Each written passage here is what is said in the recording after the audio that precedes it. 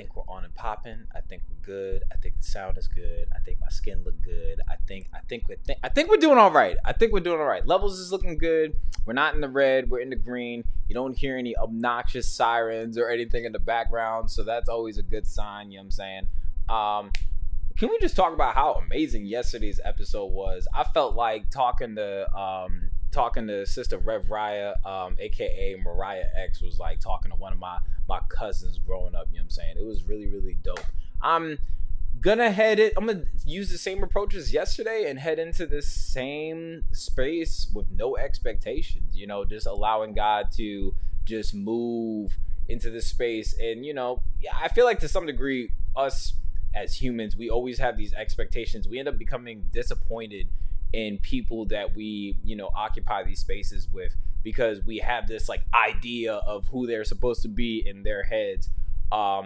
And I feel like it hinders us from being able to like organically receive them, and we miss out on the uniqueness and the beautifulness of who they are to be. You know what I'm saying?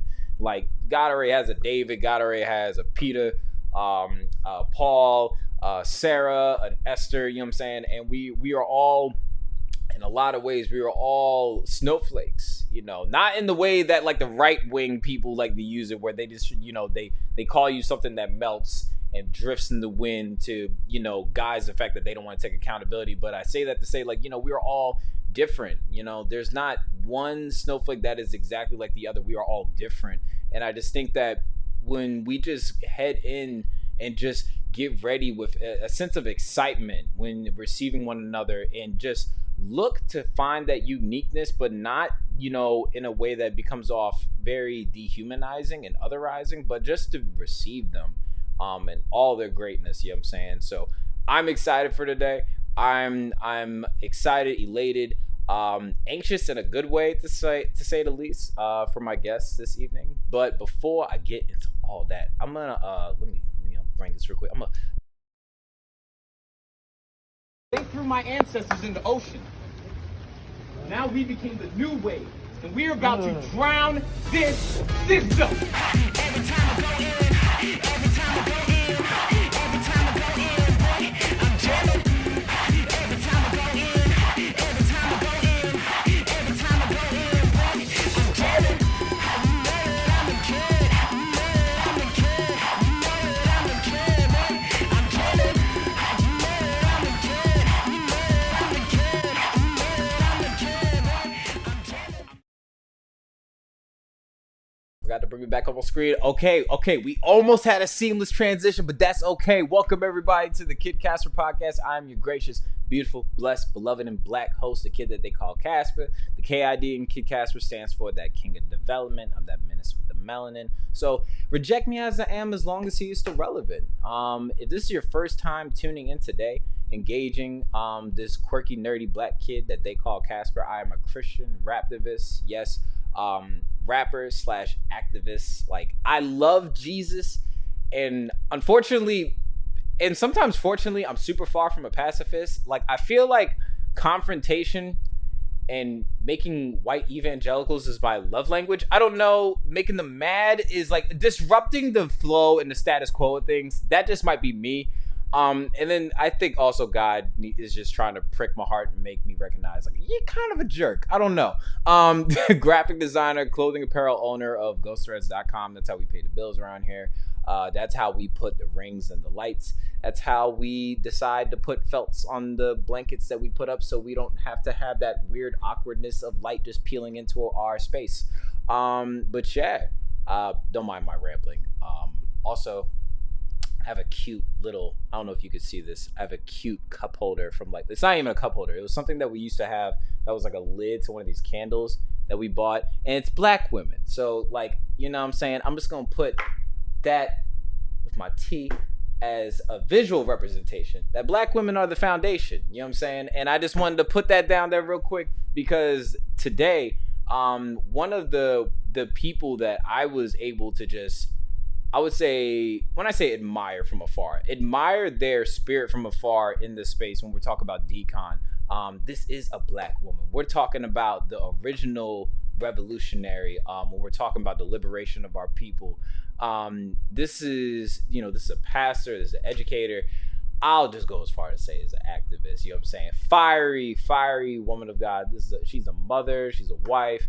I'm trying to think of anything else. I'm trying to figure out where she gets her eyebrows done because I'm a little jealous. I'm not gonna lie to y'all because like, and her skincare is immaculate. I don't know what it is. Everybody, my guest this evening is making sure that first off, let me look over your last name again to make sure I get this correct. This is my guest this evening is Candace Hardnet, if I'm not mistaken. Yes, did I get it right?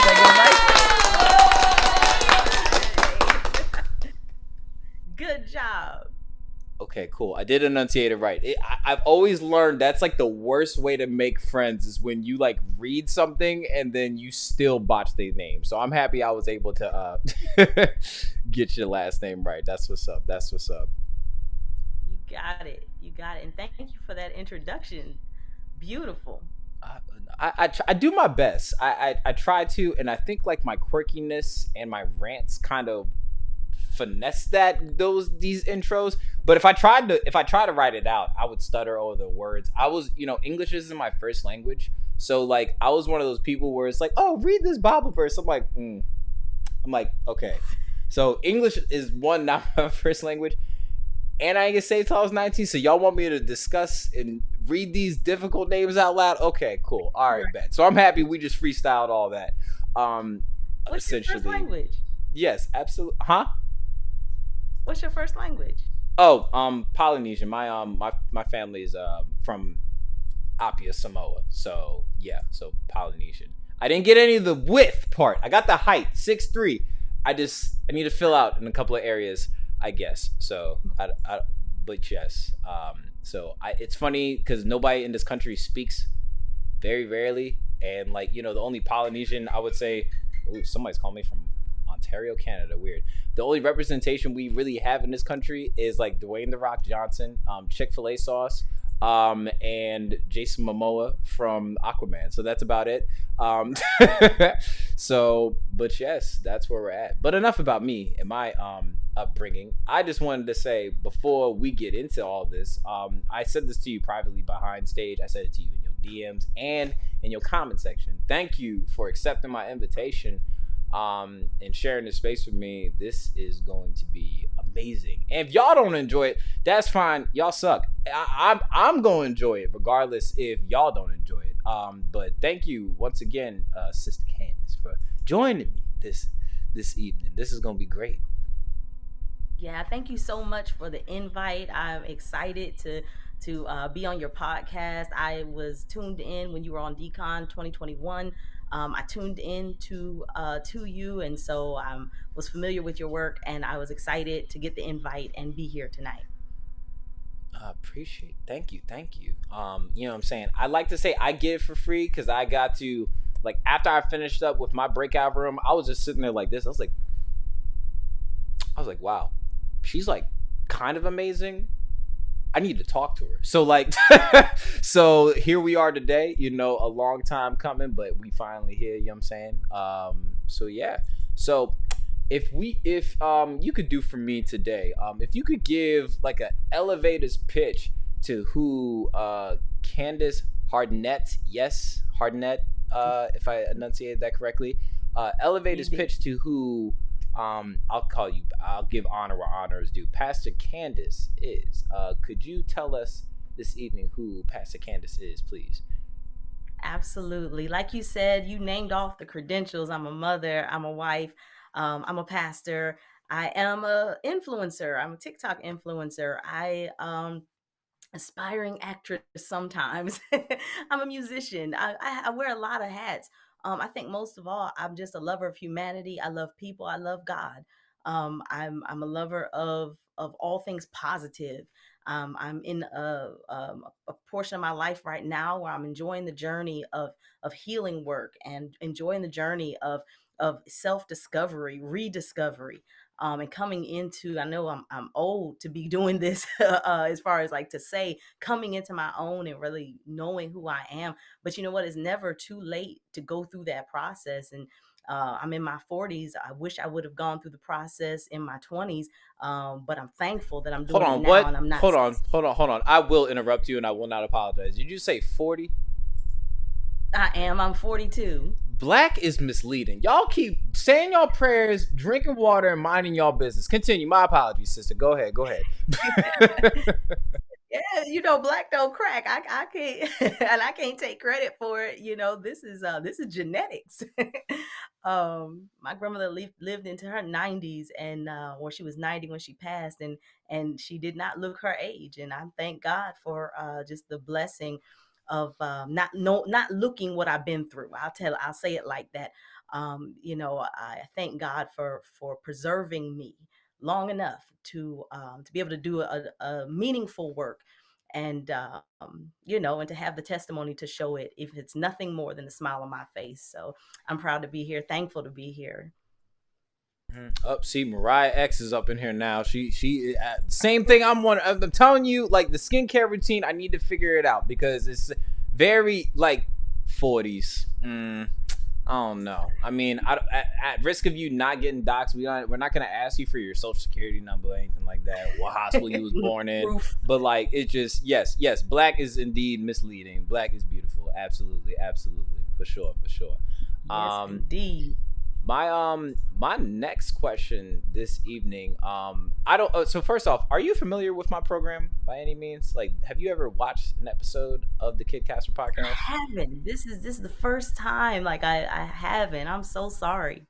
Oh, that's cool. I feel sorry for you because then you don't know what my next super intense question is on this here program. So my next super intense question on the Kid Casper podcast is, if you had to pick a favorite Disney princess, what favorite Disney princess would that be today, beloved?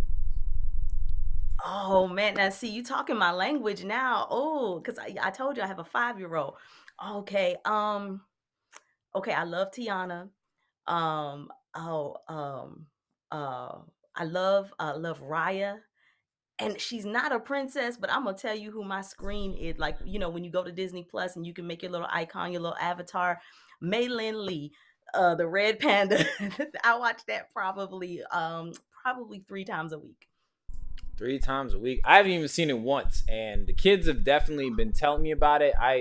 They're on the Amazing World of Gumball right now. It's not Disney, but that's the energy they on right now. But I'll have to catch up. There's so many Disney things I haven't seen, but if you're watching this right now, I know you're disappointed in me, but get over it. So yes. This will kind of let me know how much cooler you are than me, or not. We'll see how this goes. If you had to pick a starter 6 Pokemon set, what starting 6 are you going with today, my sister? Child, eeny, meeny, I don't know them. I don't know the Pokemon. Not child, eeny, meeny, my. I don't know. Oh my gosh. Disney. Something I know. That is funny. Okay, I'll do this for you then. You only just turned 40, so I know you know something about this. If you had to pick, I'll just do this. Favorite Saturday morning cartoon, what we rocking with? What's in your rotation? We'll do that. He-Man and She-Ra too, but I loved He-Man. Yes, the Masters of the Universe. Gotcha. All right. But this wasn't Saturday morning, but the other one is Thundercats. I love Thundercats. That's my stuff right there. I love it. It's on Hulu right now. Yep. Interesting. I've seen Thundercats before, but I might have to refresh a little bit. Yes, interesting. He-Man and She-Ra. No Power Rangers? You didn't rock with the Power Rangers growing up? No Power Rangers? I was too old for that. I was. I'm gonna need you to stop saying that, because you really like.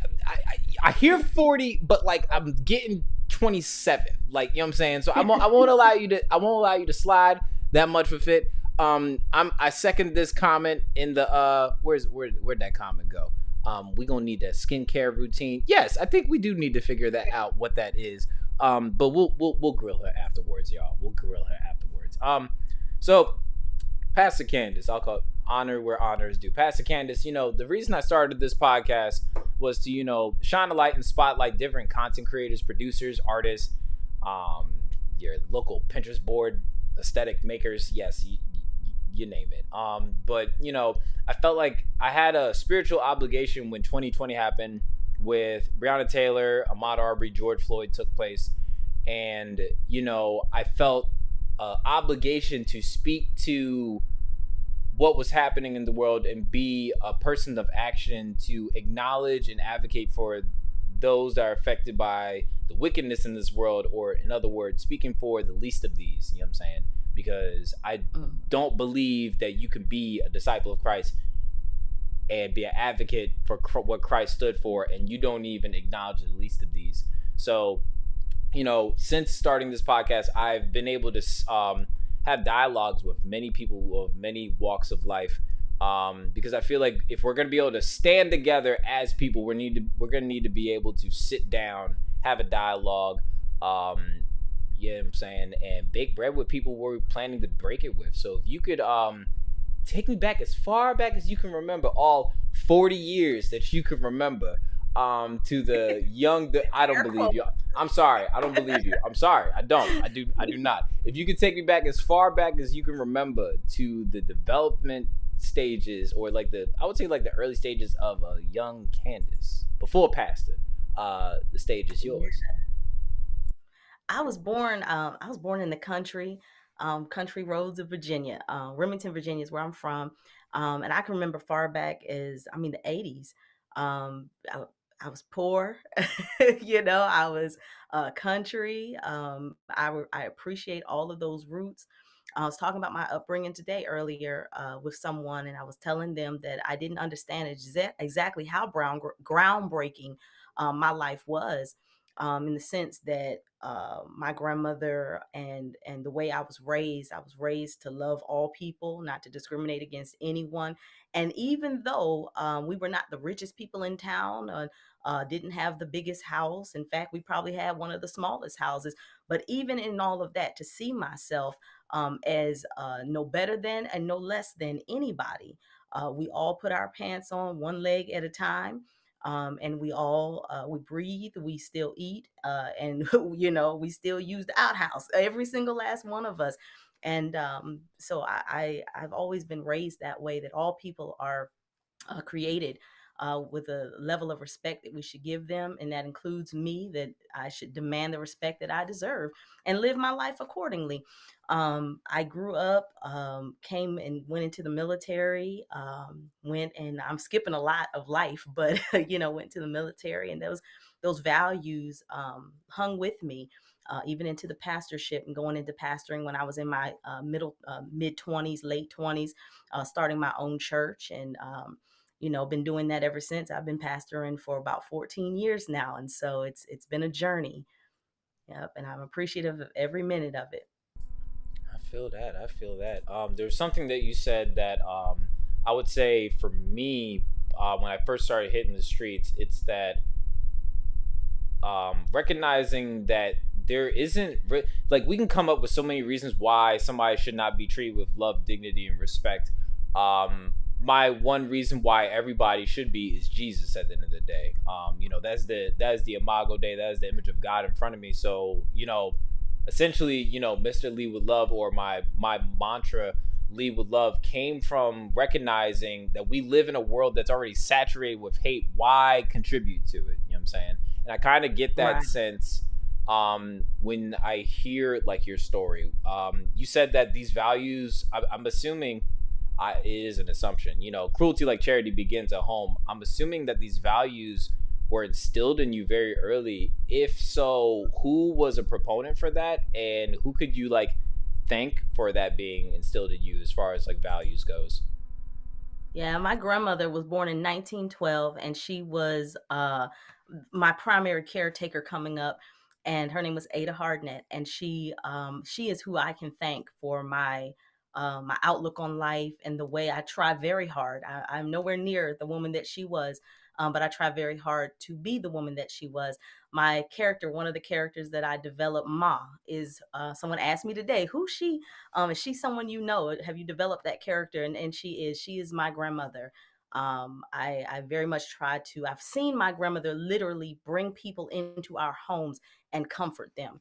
I saw my grandmother when her best friend got cancer. And my grandmother was up in age by this time, but I saw my grandmother leave her own home and go and sit with her best friend and do manual work, lifting her and taking her to the bed and saying, you don't have to pay a nurse to come and look after your mother, to my grandmother's best friend's family, because I'll take care of her. She's done enough for me that I'm going to give back in this way. I saw my grandmother leave her home and go and live with my aunt, and take care and take care of the home, as my aunt was a single woman, and to allow her to pursue a career. And so, yeah, all of these values are things that I learned from her, and that I thank her for instilling in me. And you would think, like, to some degree, like I told you a little bit before we got started, you would think that, especially for those that proclaim the name of Jesus, that you would think that it's not something that needs to kind of be reminded if we all read out of the same manuscript that we're supposed to read out of, and then seek the nuance to understand what it means when it says love thy neighbor. And I would think that to some degree that we've been obviously doing this wrong. If we're talking about on a country standpoint, I always tell people that American Christianity, the doctrine in itself, is quite contrary to the way that Christ intended it. Outside of these big buildings with air conditioning and Wi-Fi, Christ was very simple in his methods in loving people, and it didn't take a whole lot to just make you feel seen. Can you speak of for yourself, like, what made you, I guess, like, recognize in your life that Christ's love is supposed to look like this? And when I say like this, like, as far as like what's personable to you, intimate to you, opposed to what we see on display in a lot of ways, Right. in the pulpit of this country. Yeah, like I said, my grandmother's a deaconess in her church. And so and we live next door to the church. So I spent a great deal of amount of time in my elementary years, from the age of born until 9. 9 years old, we moved away. But up that time, that 9 year time span, I mean, I saw people actually live out what I thought and know now that the gospel should be, and how you're supposed to treat people, especially within your own community, and even people that are not Christian, but people that live around you, your neighbor, and how those people are to be treated. Love and respect was the that was the cornerstone of everything, that these, and not just my grandmother, but everything that they did. When I say they, I'm talking about the other members of the church and the greater community. We come from a small, like I said, I grew up in the country, so it's a small community, and so we knew everyone. And everyone treated everyone with the same amount of, that I could tell, love and respect. And so, yeah, coming up into the world, I was turned away. I was turned off by Christianity by the time I was in my teens, because it did not look like what I was used to. I moved away from that little small town, and before I knew it, I saw people using the name of God and churches not doing what churches are supposed to do.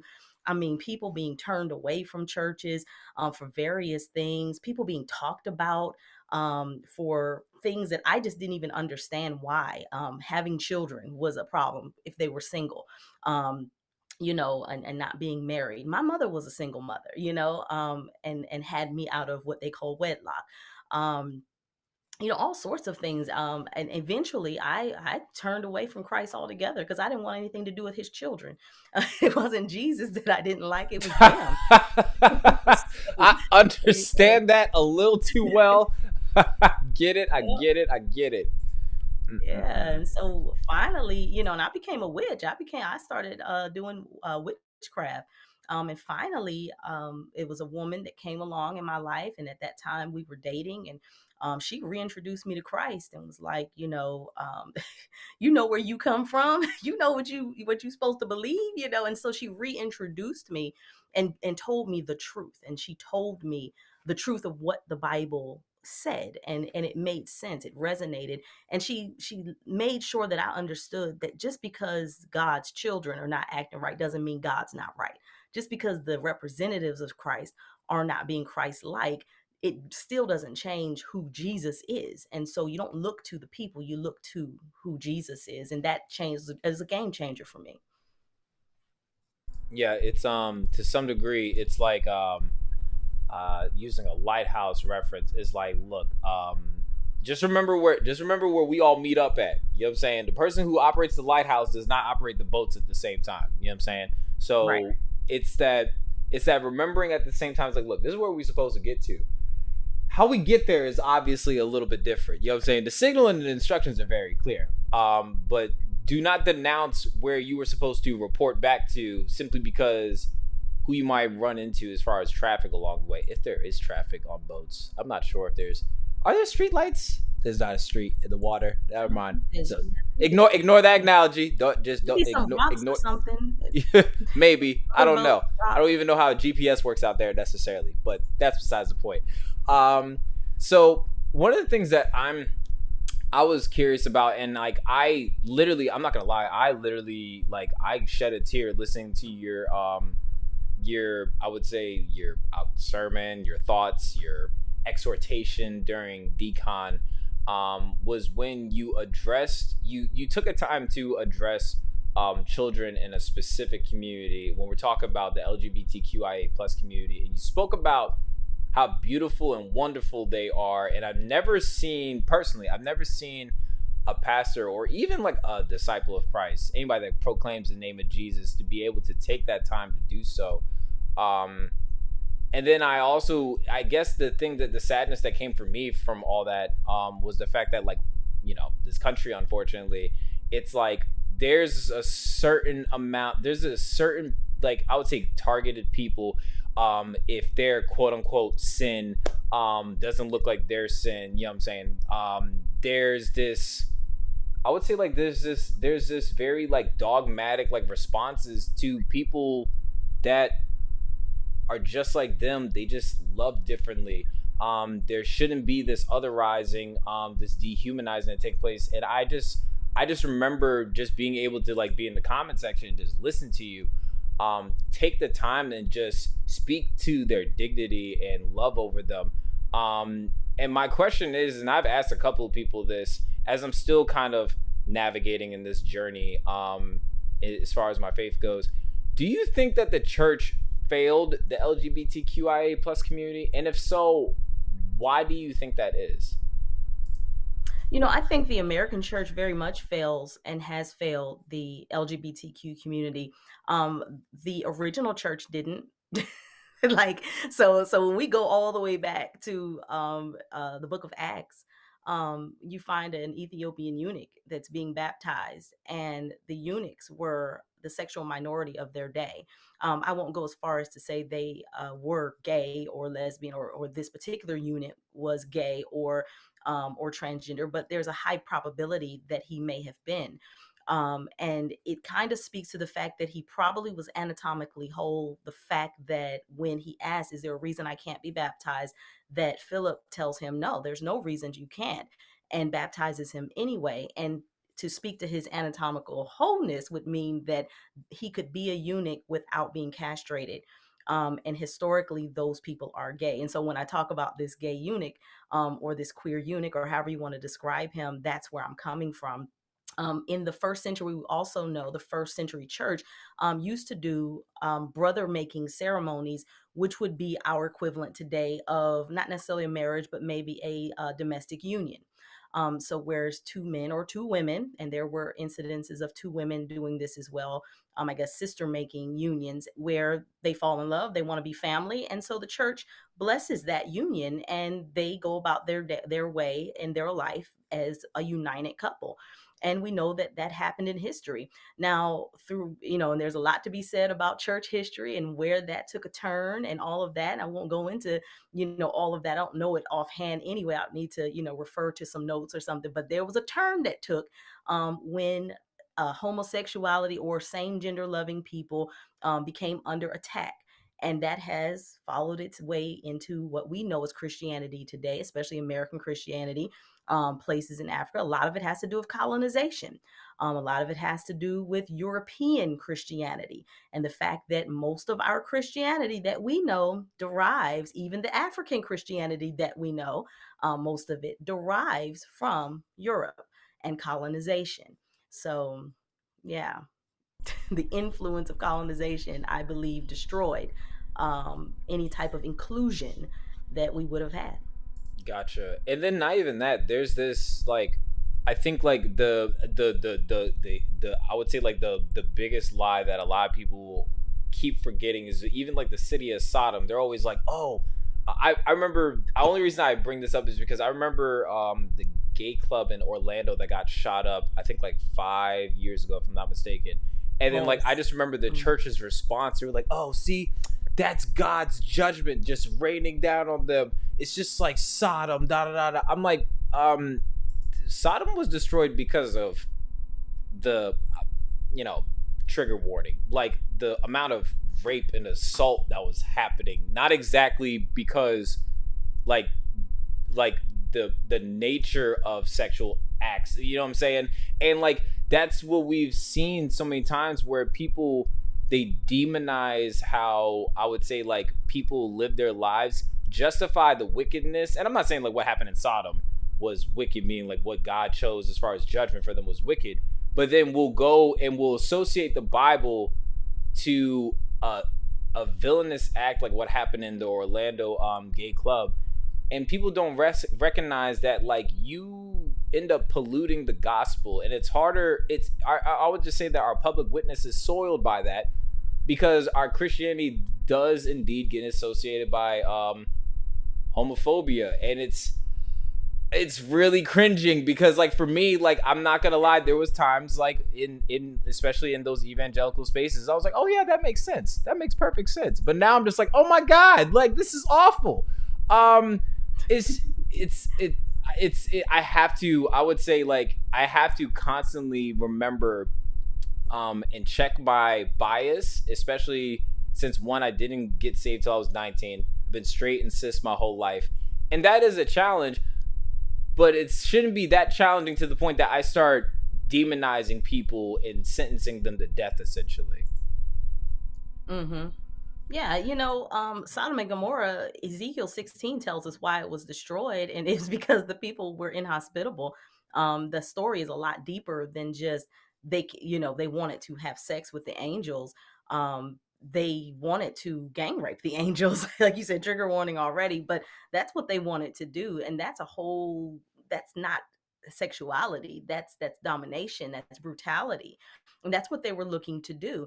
I think the story that really hits that whole thing home, even besides Ezekiel, is in Judges 19. And when you read Judges 19, there's a really similar story to the Sodom and Gomorrah story.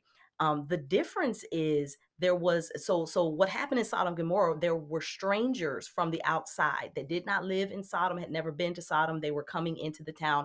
The people, of course, didn't know they were angels at the time. They were coming. They needed someone to open their doors for hospitality purposes, which was custom and which was literally a sacred act in those days, to open your home to the stranger.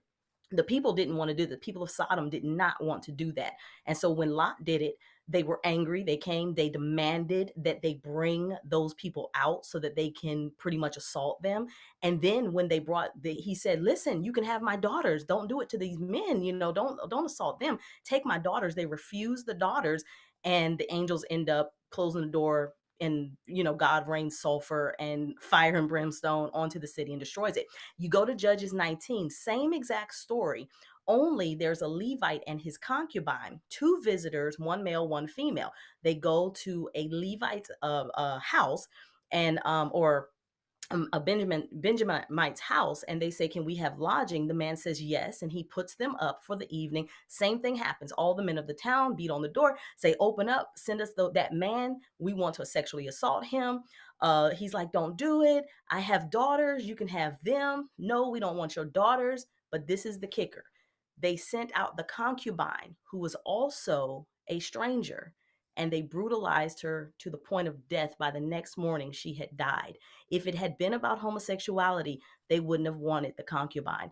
All this time they've been teaching Sodom and Gomorrah is about homosexuality. That's the reason they didn't want the women. No, they didn't want the women because they wanted to mistreat a stranger. If there had been a female stranger, they would have taken her too, and they probably would have killed her, just like Judges 19. And the sad thing is like, you know, we can talk about this all day, but we act like women have not been taken advantage of to some degree in the goodness for the sake of their husbands. Like as early as even like the father of our faith having to pay a debt. He's like, hey, Sarah, honey, sweetie, could you help me out with I forgot what Yo's name was. I think was it Pharaoh, matter of fact, if I'm not mistaken. That he was like, hey, he's like, I need to clear my balance. You know what I'm saying? So it's not to say like we haven't seen that before where like whether it is the foreigner, the stranger, or women are being used as, you know, bartering pieces to help clear, settle, and flatten debt. So it's not like it's that's ever been above anybody ever doing so. You know what I'm saying? But yep. We could spend all day on that for sure. One of the things I'm curious about, because like I said, I did my very little research on you, but I wanted to once again just be able to experience you and just allow you to paint this picture for us. I've seen that you do a lot of, you're very, very big on community engagement and outreach, in just your, I would say like your day-to-day life. The pictures I found though, your hair was a lot shorter, so I was like, wait, how is this the right one? Hopefully I got the right sister. I don't know. This is why I also don't believe you're 40, because like I was like, okay, the amount of time it would take for the hair to grow and then to now, I don't know. So you say you're 40, that's fine. But can you talk to me about the importance of being, when you choose this life, and to not only be engaged and invested in the community, but have a sense of community for yourself, how imperative that is when we're talking about healthy development? You mean the Christian life? Like what are you talking about? We can talk Christian. we can just talk about how important it is to be engaged in your community, and almost how counterproductive it is for a Christian to not be plugged into their community. So you could talk about what it's like to be secular and be plugged in. That's up to you, and that's fine. However, speak of like I don't know if you're familiar with this term, the messianic obligation of like tzedakah and being plugged into your community. The importance of that to some degree. She said she's 27. Absolutely. She might be 27. I don't know. I don't know. Thank you so much. The middle child is 27. Now that's not my biological middle, but my wife's middle child is 27. So she may have turned 28 now. I get the dates. I'm so old I don't remember my own age sometimes. You better be quiet. I'm not about to hear no more from you, sister. I don't have to ask my wife most of the time. How old am I? So I think I'm 42. I'm pretty sure I'm 42. But in any case, yeah, you know, I think there is a social obligation to be involved, a sacred obligation to be involved in the communities, and especially if we have intersectionality. For instance, I'm a Black woman. I am a lesbian woman, or actually I'm bisexual in a lesbian marriage. I am someone, I'm a female, I'm a woman. And so therefore I have all of these marginalized communities that I need to show up for and be my authentic self when I get there. It's so important, especially when, if you go and even to look on my TikTok, one of the first videos that I put was me speaking at a Black Lives Matter rally, because I didn't know what to put on TikTok, to be honest with you. But it was one of the clips that I had because I wanted people to see that piece of me. I'm a Black woman. I am LGBTQ, and I'm going to stand up for those that have no voice. I'm going to amplify my voice for those that don't have voice, because ultimately that's what we're supposed to do. We're supposed to stand in the gap for the marginalized. You know, when Jesus, I believe, people always like, well, when the judgment comes, you're going to see. Yeah, I am going to see. Jesus spelled out how the judgment's going to go.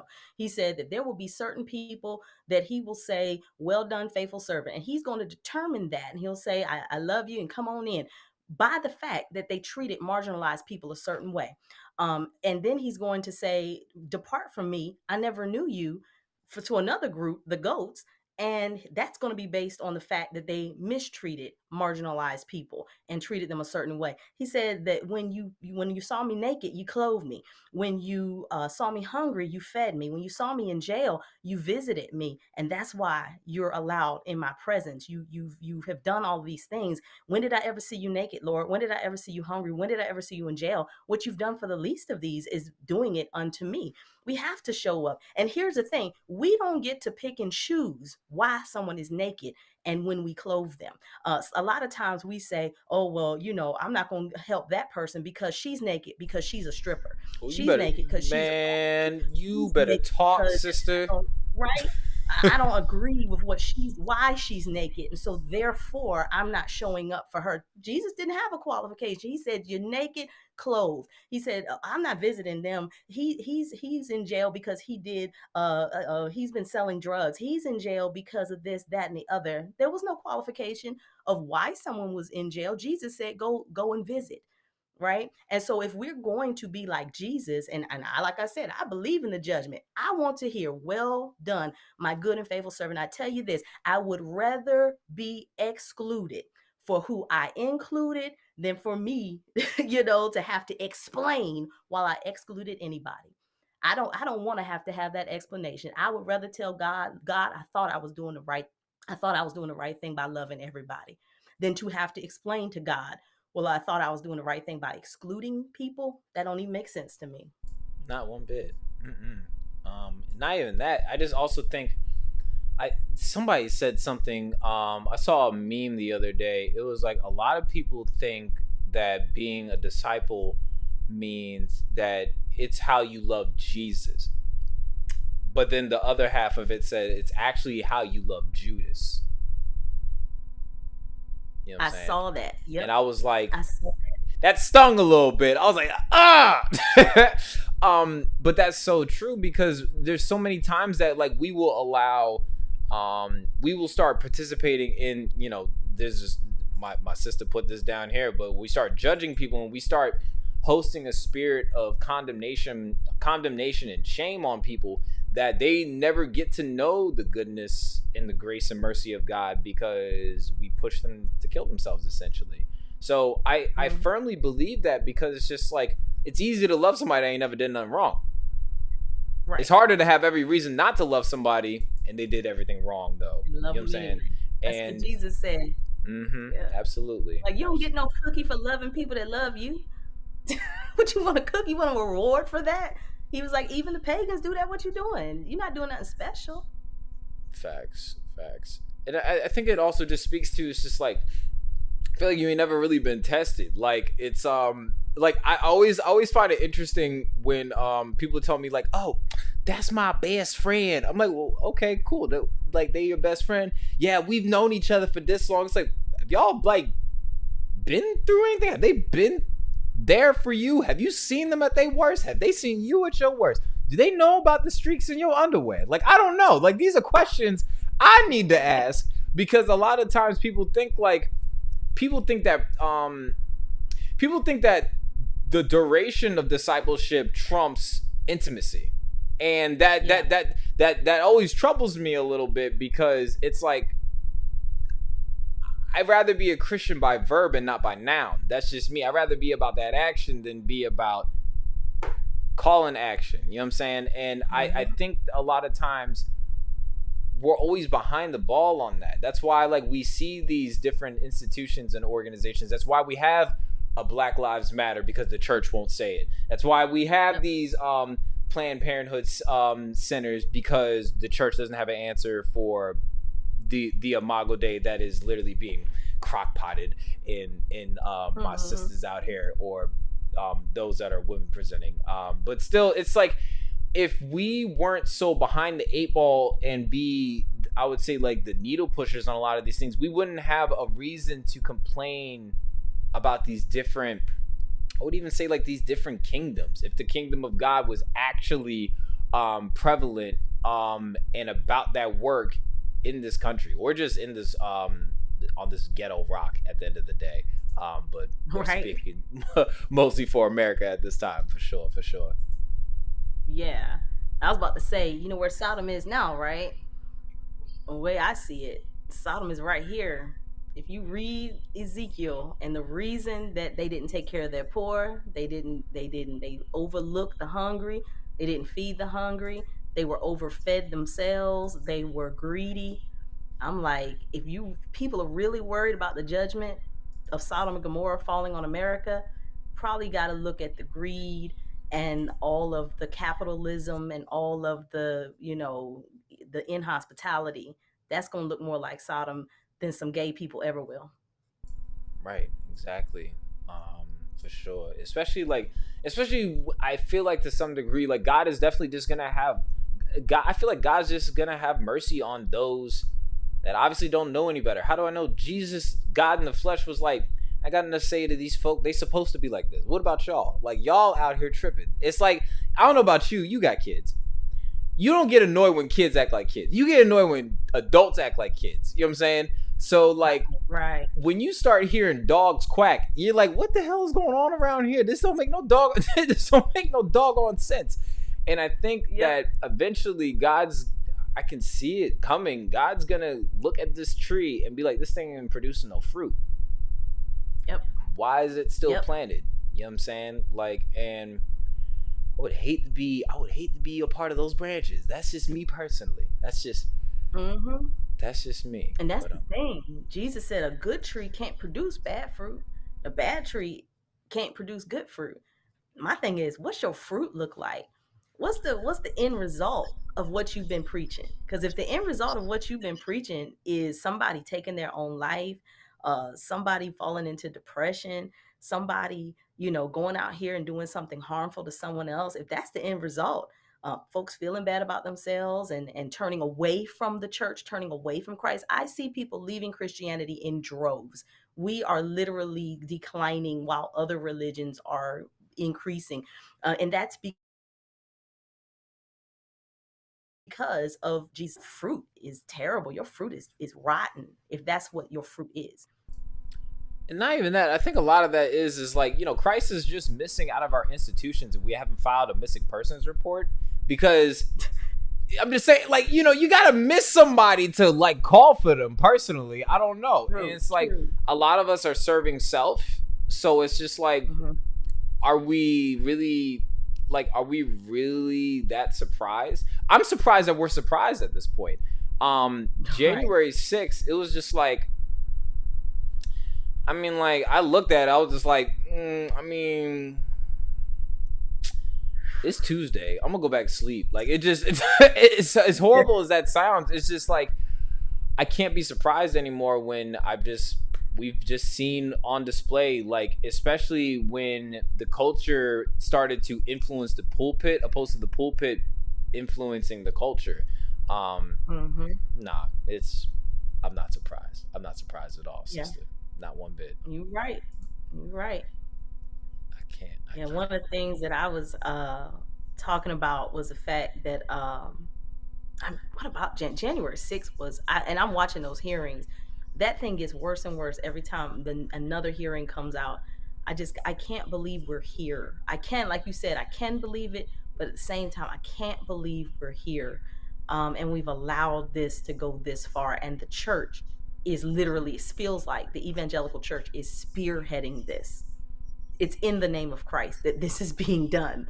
And I think that is the sin of taking the Lord's name in vain. Right there, doing nothing like Jesus would have done, but yet calling it Christ. And the scary thing is like everybody act like Jesus wasn't mean. Like, my man didn't say like it's better for you to tie a millstone to your neck and throw it into the. I don't want, bro. I have migraines from time to time. I'm like, you talk about somebody strapping me to some concrete? Absolutely not. No, I'm good. I just. I don't lie to adults. I definitely ain't gonna lie to no children. And people think like they gonna get away for lying to children for generations, and God is not going to be displeased about that. Mm-hmm. No, I'm good. Look, when Jesus come back in black Air Forces, I don't want to be here. I don't. I want to be on the other side. I'm good. I'm good off that. So my sister, I know that you got to get out of here soon because you got dinner. You know what I'm saying? You got to, your first ministry is your family. I know you got to get into the grub real quick. So you mind doing some quick hitters for me? Some either or questions? Sure. By chance. All right. This is basically where I ask a whole bunch of random questions. It's not really a wrong answer. I tell people that, but that's a lie. But if, there's not really any judgment for your answers. I also tell people that that's also a lie. So like, if you feel the spirit of condemnation, it's probably because it's there. Don't mind it too much. It's going to be all right. So if you had to pick either or, okay, Doritos or Pringles, what are we rocking with? Doritos. So you like having empty as a black woman, you like having a big old bag with empty promises full of air, and like you're okay with that. You can reconcile with that. You could. All that popped in my mind was that ranch. So I was like, you okay with getting like half your promise or a quarter of your promise? You can reconcile with that. Okay, me personally, I want some Pringles. Fill that mug up. Shoot.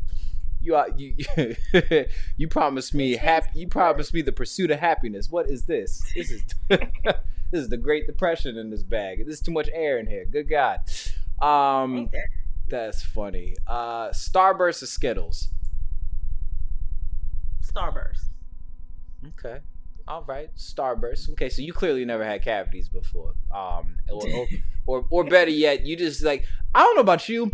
2 Skittles, I got cotton mouth. Like 2 or 3 Skittles, I got cotton mouth. It's like, it's 400 years of cotton fields are on my tongue after eating some Skittles for some odd reason. I'm like, good God. Like, if you flick your tongue to the roof of your mouth fast enough, you might start a fire. It's just, it'll be the Book of Acts up in here. I'm telling you, everybody's speaking in tongues and there's fire everywhere. Oh my God, somebody popping Skittles. Maybe they had some Skittles, and that's where the tons of fire came from. I can't.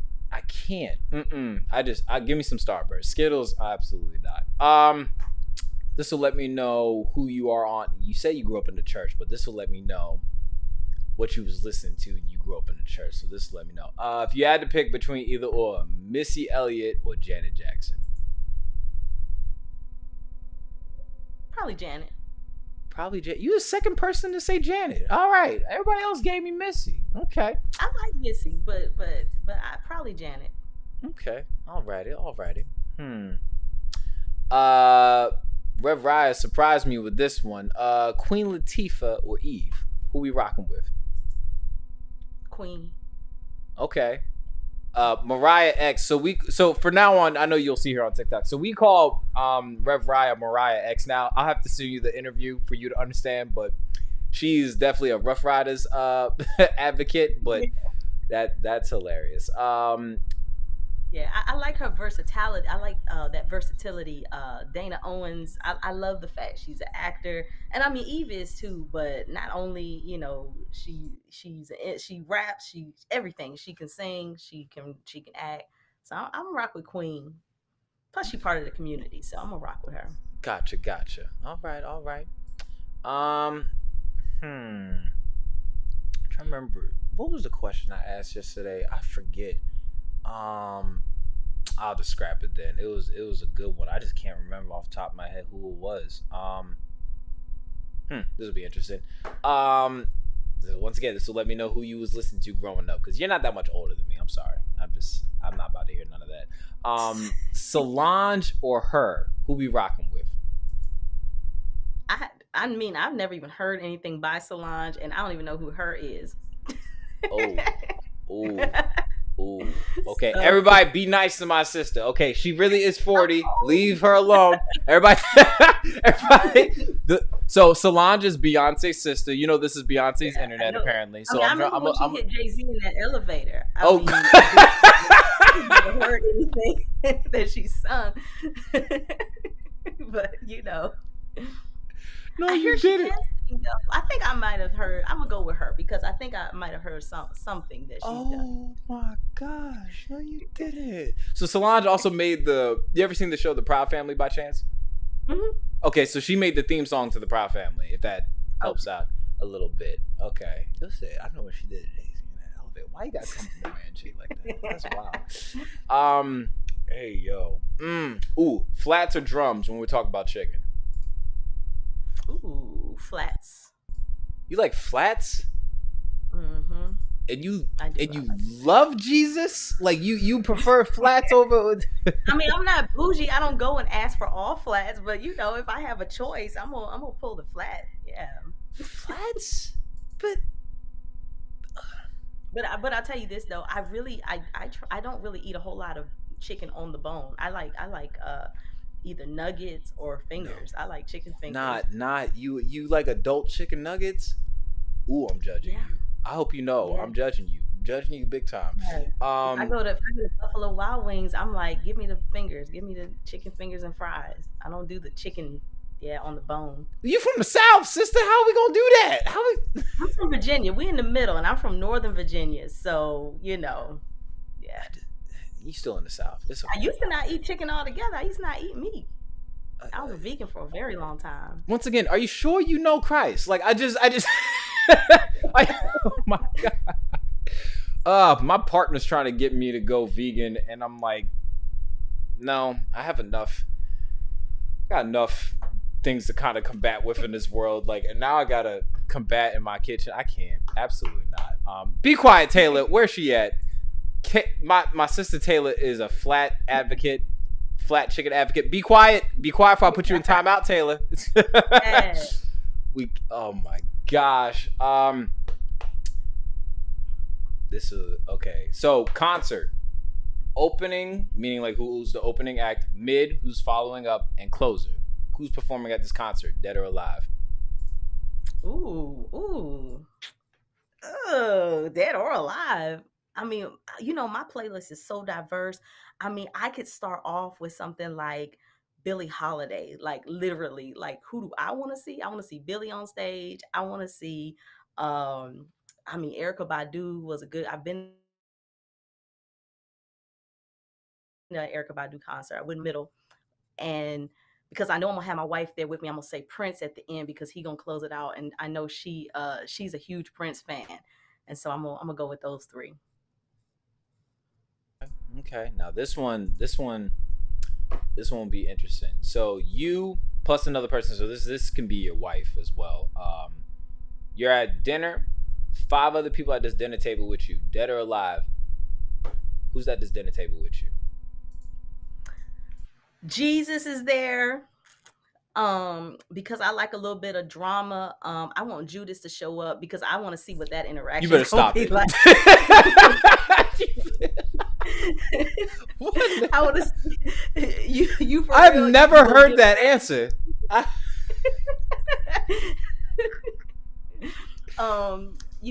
might even put Paul at the table because, I want to see, because he was boasting real loud, so I want to see what he got to say.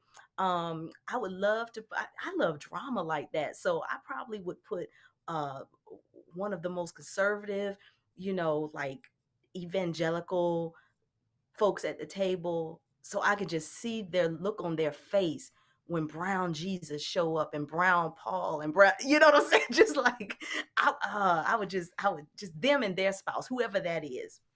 Yeah. You got, let's see. So you got Jesus, Judas, Paul.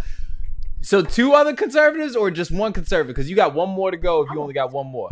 I want 2. I want that person and their wife. Because I want them to look at each other and just who is like just be angry about it. Just okay. And now I gotta ask. I start uncomfortable because they the only 2 at the table. You know what I'm saying? Like that's what I want to see.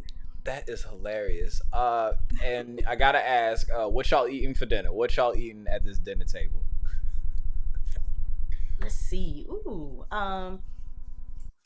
we won't go vegan. I know Jesus like fish, so we'll get a little fish out there.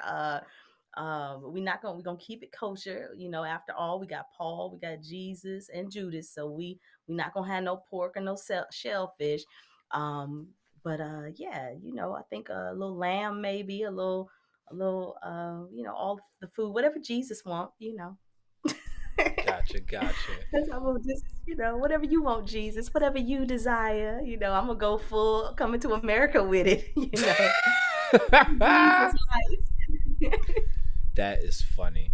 And for my last and final question on the Kid Casper podcast is, if you had to see somebody come on here on the Kid Casper podcast, who would it be?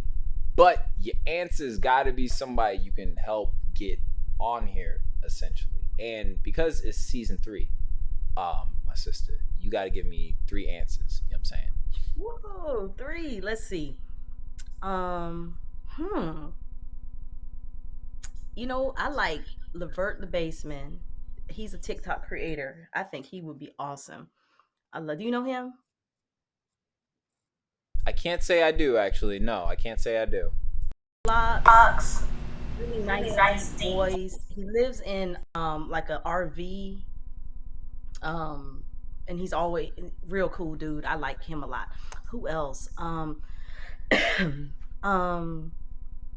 man, I don't know. There's a lot of people I like. I love trying to think of the creators on TikTok that I like, because you said I got to be able to be able to help you get them on here. Essentially, yes. Yeah. There's a lot of good people, but at the time you know who I like? I don't know that I'll be able to get her. What's her name? She was at Decon 21 too. She was the lady. She just recently did an episode of why the dude stole all of the different sitcoms for all the old black sitcoms. The white dude that pretty much ripped them off of the other guy.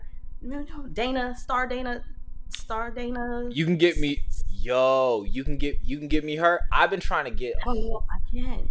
But I mean, I said I maybe she was on Decon 21. I remember. Yes. Yeah. She was magnificent. Awesome. Absolutely. So yeah, she's awesome. Okay. Who else? I don't know. Like those two they pretty tight. I have to think about the third one. I don't know. Who do you want on here? I don't know who you know. That's what I'm saying. And then like anybody, like I'm trying to like, it's funny like because we're all rolling the same camps. Like Raya was trying to suggest some people. She's like, well, how about? I was like, I've had them, waiting on them to respond back to me. So I don't know who you know. Throw in a name. Like even somebody I don't know. That'd be interesting. Shoot. You know who? And I'm gonna throw her name out here. She might even be watching right now. Her name is Georgette Joseph. She is a nonprofit owner of the Love Zone, which is based in Orlando, Florida. She does awesome healing work as far as mental health healing for the LGBTQ community. She's a Christian. She's actually a member of my church, one of our newest members. Awesome. She's just now starting on TikTok. She does a lot of her stuff on Facebook. So I'm gonna throw her name in the hat. She's an awesome person. I think that'd be good. You know what I'm saying? You know me, I'm a huge advocate for love. So I'll definitely, I think that'd be dope to say the least. Yeah, I think that'll work. All right. Well, Sister Candace, this was great, man. This was we kind of went past our time a little bit. I told you, like, we always will set apart a time, but it got a little Pentecostal a little bit. So I do apologize for the time. That's all right. For the time getting over, but I do appreciate you once again accepting and occupying the space for me, with me. If you do have any future projects, campaigns, awarenesses, causes that you would want to kind of shine a light on, endorse, promote at this time, the screen is yours, my sister. Cool. Yeah, I'm actually going to be speaking in Orlando for the Love Zone, and I believe it's on not the 16th, but the next weekend after the October 16th. Yep, and it's in Orlando. It's going to be called the Heal Thyself Summit. It's actually in the works right now. It's on my Facebook page. I can't remember the date offhand. It was the 15th, but the date changed, and so to the very next weekend, I'll be doing that. I'll be speaking in Dallas, Texas on November 3rd, or I believe it's for a conference called the Centerpiece Conference. I'll be there. That is a nonprofit Centerpiece is a nonprofit organization that pretty much primarily works with deconstructing LGBTQ inclusion and the church.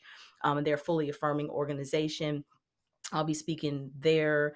What else do I have going on? It seems like I got a few other things on my calendar this end of the year. A couple weddings that I'm going to be doing, stuff like that. Of course, my church every Sunday morning, 10 a.m., right on our Facebook page. We stream live. Agape Empowerment Ministries. You can tune in there every Sunday morning. You don't have to live in Savannah. You can be anywhere in the world. Tune in 10 a.m. Eastern Time. We also have Bible studies on Wednesday nights at 6:30 p.m. Eastern Time. And hopefully some folks can tune in and be a part of that. We have a good time and just a good amount of wisdom and knowledge shared. And just a good time is always had by all. So you're invited. Everyone is invited to be a part of that. All right. Well, thank you, Sister Candace.